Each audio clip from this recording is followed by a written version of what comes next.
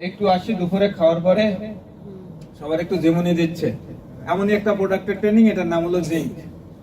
জিঙ্ককে বলা হয় flower of life. কি বলে? Flower of life. Flower of life মানে কি? জীবনের ফুল মানে কি? আনন্দ আর আনন্দ। আসলে ফুল কারা কারা দেয়? ভ্যালেন্টাইন ডেতে নাকি অনেক গোলাপ বিক্রি হয়েছে। 160 টাকা এক পিস। না, তাই তো বিশাল ব্যাপার। তাহলে এরকম জীবনের ফুল বলা হয়ে থাকে জিঙ্ককে। আসলে কি তাই? আসলে এর থেকেও অনেক কিছু। এই পৃথিবীতে জিঙ্ক যদি না থাকতো, জিঙ্ক যদি মানব শরীরে না থাকতো, তাহলে কোনো প্রাণী মনে হয় বংশ বিস্তার করতো না, ইভেন মানুষও না। আমার কথা বুঝতে পারছেন? এই জিঙ্ক একেবারে প্রকৃতির যে চেতন সম্পন্ন যে জিনিসগুলো আছে, সেটা উদ্ভিদ, প্রাণী, ফুল, যাই হোক, সবার শরীরে আছে এবং সবার শরীরে মূলত এই সৃষ্টি সিস্টেম ধরে রেখেছে জিঙ্ক। বুঝছেন? তাহলে এটা একটা অনেক বড় প্রোডাক্ট। আজকের যদি জিঙ্কের ঘাটতি হয়, মাঠে ফসল হবে না, মানে দানা হবে না। বুঝতে পারছেন? অর্থাৎ ওই ফসল থেকে পরবর্তীতে আর বীজ তৈরি হবে না। আজকে যদি জিঙ্কের ঘাটতি হয়, মা বাবার শুক্রাণু ডিম্বাণু তৈরি হবে না, সুতরাং এরপরে আমার জেনারেশন আর বাড়বে না। যদি মা বাবা না থাকতো তাহলে আমার জন্মও হতো না।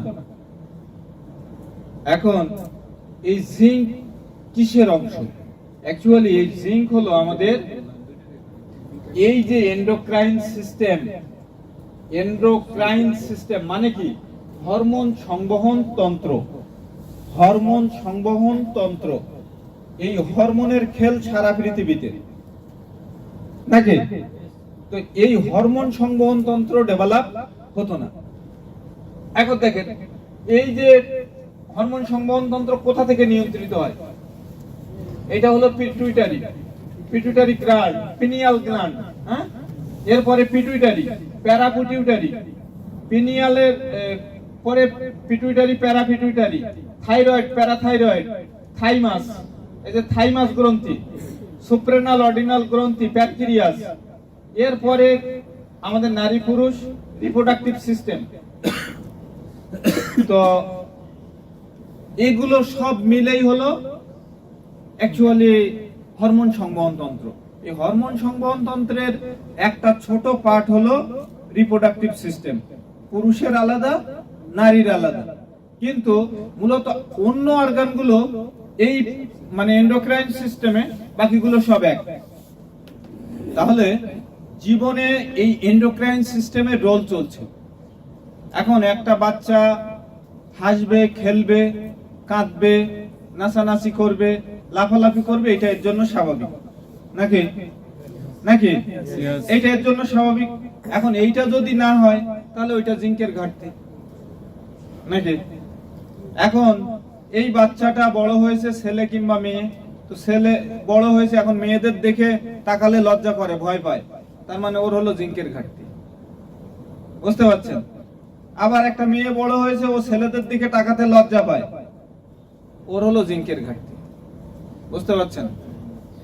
এখন ছেলের বাচ্চা বড় হয়েছে, এখন খাবার খেতে ভালো লাগবে, এখন খাবার দেখলে ওর বমি আসে, জ্বর হয়, ঘন ঘন বমি করে, তাহলে ওর হলো জিঙ্কের ঘাটতি। বুঝতে পারছেন?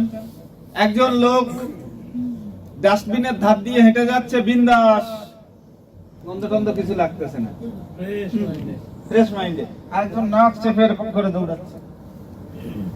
যেটা বিন্দাস হেঁটে যাচ্ছে, গন্ধ পাচ্ছে না, ওইটা জিঙ্কের ঘাটতি। আমার কথা বুঝছেন? ওইটার জিঙ্কের ঘাটতি। ধরেন আমরা খুব সুন্দর কথা বলছি, সবাই হাসতেছে হো হো করে, দাঁত বের করেন তো কার কিরকম দাঁত আছে। এইবার তাকান, যার যার মুখে হাসি নেই, ওইগুলো জিঙ্কের ঘাটতি।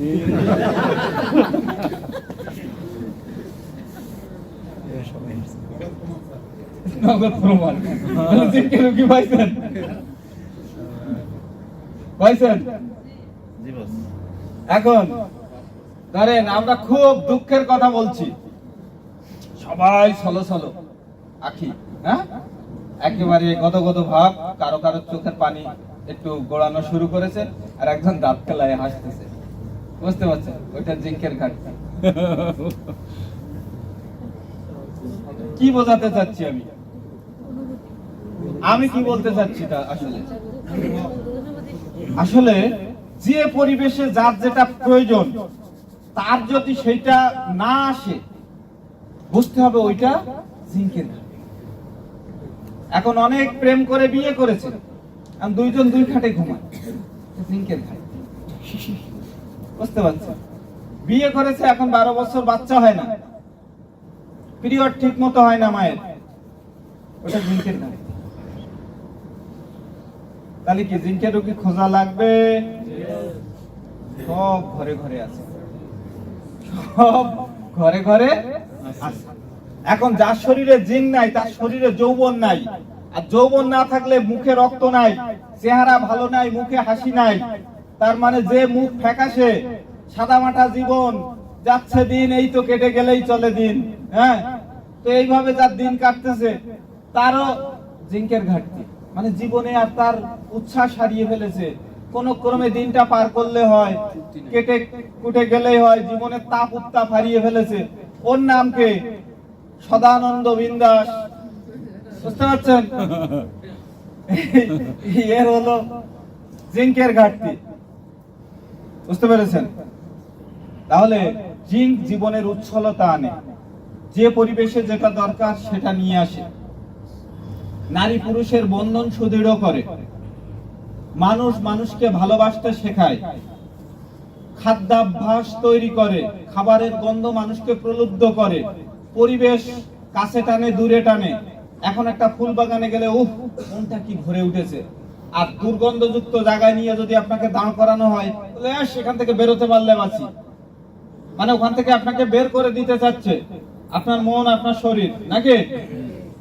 তো এই যে ভালো সুন্দরের প্রতি তথা পৃথিবীর এই জাগতিক নিয়ম তথা এই পৃথিবীর সৃষ্টি টিকে রাখার মূল কাজকে জিঙ্ক, মানে বুঝতে পারছেন? মানে এটা ডাক্তারি পরিভাষা, ডাক্তারি সিস্টেম, সৃষ্টিকর্তার দেওয়া এটা একটা সিস্টেম। বুঝতে পারছেন?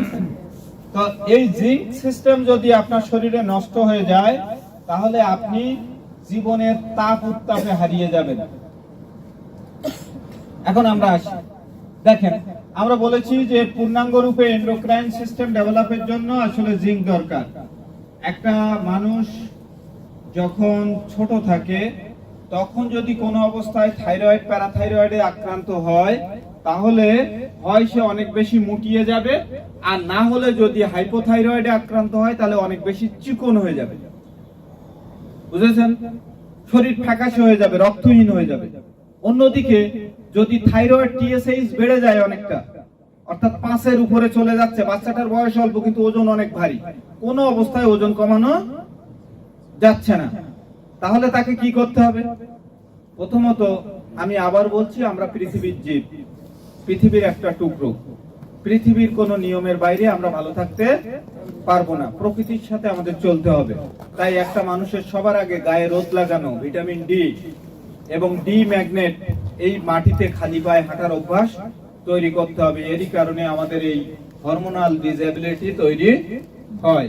তাই কিছুটা খালি পায়ে হাঁটা এবং গায়ে রোদ লাগানোর ব্যবস্থা করতে হবে। পোল্ট্রি মুরগি মানে এতে ফার্মে খাঁচার ভিতরে রেখে খাবার দিয়ে মোটা করে খাওয়া যায়, কিন্তু ছেলেপুলে তো পোল্ট্রি মুরগি বানালে হবে, ও তো আর কেটে বাজারে মাংস বিক্রি হবে না, ওদের জীবন নিয়ে চলতে হবে, নাকি? তাহলে এই ছেলেপুলে অবশ্যই রোদে বৃষ্টিতে ঝড়ে প্রকৃতির সাথে যুদ্ধ করতে শেখাতে হবে, অর্থাৎ কিছুটা মাটিতে হাঁটতে হবে, কিছুটা গায়ে রোদ লাগাতে হবে। এরই অভাবে প্রচুর রোগ আসে। তাহলে সুতরাং যদি দেখেন যে আমার প্রোডাক্টের সাথে কিন্তু প্রকৃতির নিয়ম তাকে শেখাতে হবে। এখন বাচ্চা অতিরিক্ত মোটা হয়ে যাচ্ছে কিংবা অতিরিক্ত চিকন হয়ে যাচ্ছে। চিকন হয়ে যাচ্ছে কেন? ও হাইপোথাইরয়েডে আক্রান্ত, টিএসএইচ 0.5 এর নিচে আসছে, অর্থাৎ তার থাইরয়েড স্টিমুলেটিং হরমোনের কোনো ক্ষরণ নাই, যা খায় সব বেরিয়ে যায়, শরীরে কোনো কিছু লাগে না। চিকন হয়ে যাচ্ছে, গা খসখসে, ত্বক শুষ্ক, মেয়ে বড় হয়েছে কিন্তু সে ধনা চেহারা, একেবারে চিকন লিকলিকে, মানুষ তার দিকে তাকায় না। তাহলে কি আসলে ওর হাইপোথাইরয়েড। হাইপোথাইরয়েডে কেউ তেমন গুরুত্ব দেয় না, যেমন হাইপোগ্লাসেমিয়ায়ও কেউ গুরুত্ব দেয় না, অর্থাৎ যার ডায়াবেটিস লেভেল 2, 1, 3, 4 থাকে, খুব দুর্বল, কিন্তু ডায়াবেটিস বাড়লেই বলছি আমরা হাইপারগ্লাসেমিয়া, অর্থাৎ ডায়াবেটিস আছে। এইগুলো হ্যাঁ, এখন এইগুলো কিন্তু সমস্যা, এগুলো আপনাকে বুঝে চলতে হবে। মানুষ সুস্থ থাকতে গেলে এগুলোও নিয়ম মেনে চলা দরকার। সুতরাং এই যে থাইরয়েড, অন্যদিকে যদি পিটুইটারি ঠিক না থাকে, পিনিয়াল